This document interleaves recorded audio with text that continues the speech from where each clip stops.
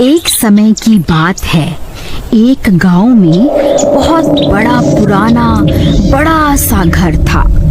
पूरे गांव में वह घर भूतिया खंडहर के नाम से जाना जाता था। कोई भी गांव वाला उसके आगे से निकलने में बहुत डरता था। आधी रात होते ही उस घर से डरावनी आवाजें आने लगती थी।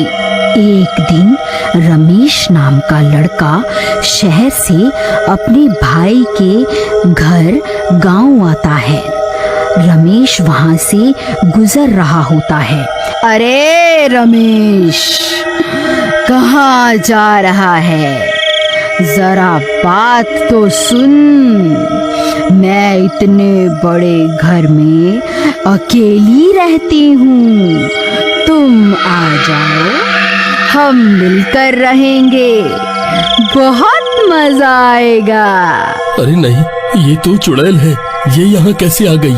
भागो रे भागो, हाय मम्मी बचा लो।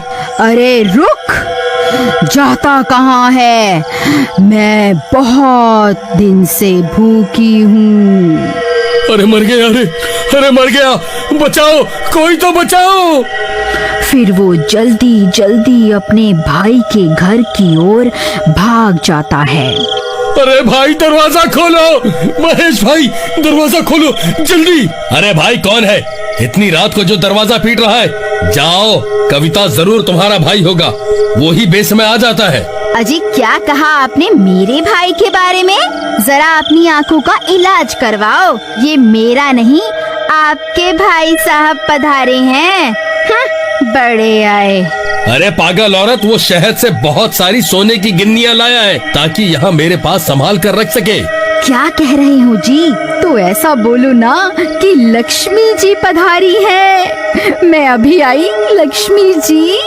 फिर वो दरवाजा खोलती है तो रमेश डरा हुआ खड़ा होता है। अरे भैया, आपका गांव तो बहुत डरावना है। यहाँ आते ही ऐसा स्वागत होता है क्या?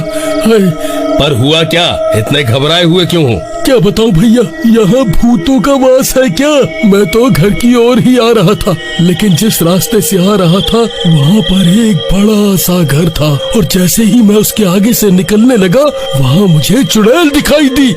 वो मुझे बुलाने लगी। क्या कह रहे हो भाई? तुम्हें वहाँ से नहीं आना चाहिए था। वहाँ से जो भी निकलता है वो गायब हो जाता है। नहीं भैया, मैं वहाँ रुका ही नहीं। जैसे ही चुड़ैल दिखी मैं तो वहाँ से 9-2-11 हो लिया। अब सब ठीक है, तुम घबराओ नहीं। हम कल ही जाकर इन गिन्नियों को किसी सुरक्षित जगह पर दबा देंगे।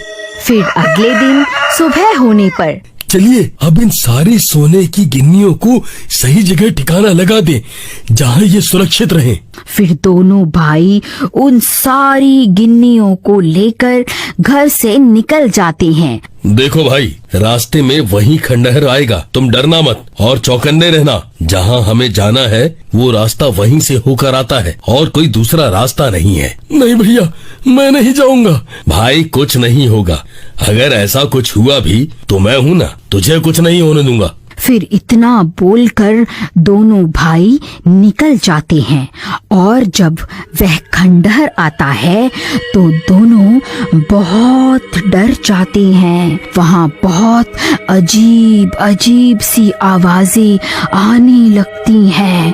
भैया मुझे तो डर लग रहा है। कौन हो तुम दोनों? अब तुम दोनों नहीं बचोगे। हा हा हा हा हा हा। भैया अब हम क्या करेंगे?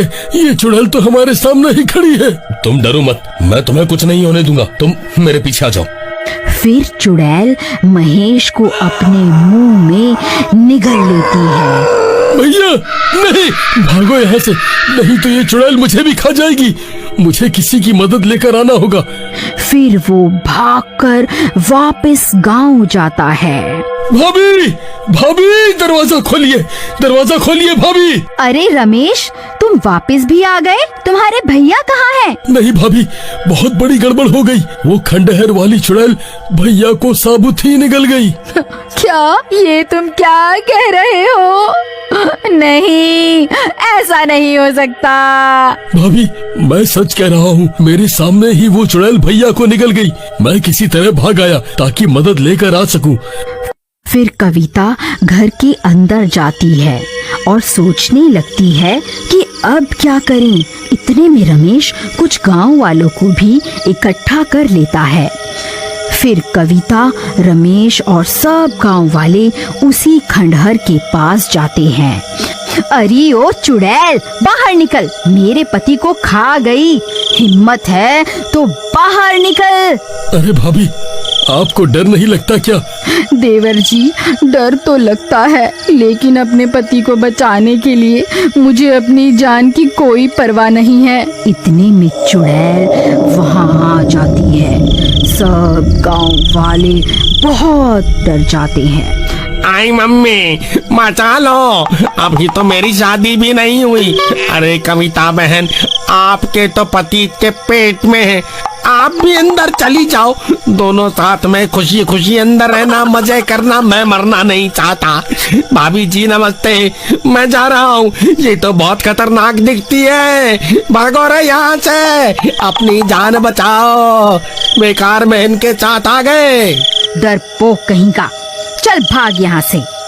फिर सब गांव वाले डर के मारे वहां से भाग जाते हैं। अरे रुको डरपोक गांव वालों, कहाँ भाग रहे हो? ए चुड़ैल, उन्हें छोड़, इधर देख, मैं यहीं खड़ी हूँ। मैं तुझसे नहीं डरती, समझी ना?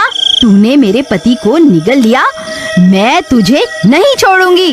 अरे भाभी, ये क्या कर रही हो? आराम से बातचीत करके भी तो मामला निपटाया जा सकता है। तू वही है ना जो कल यहाँ से बचकर भाग गया था। उसे छोड़, पहले मुझे खा के तो दिखा जरा। देवर जी, आप दूर हट जाइए।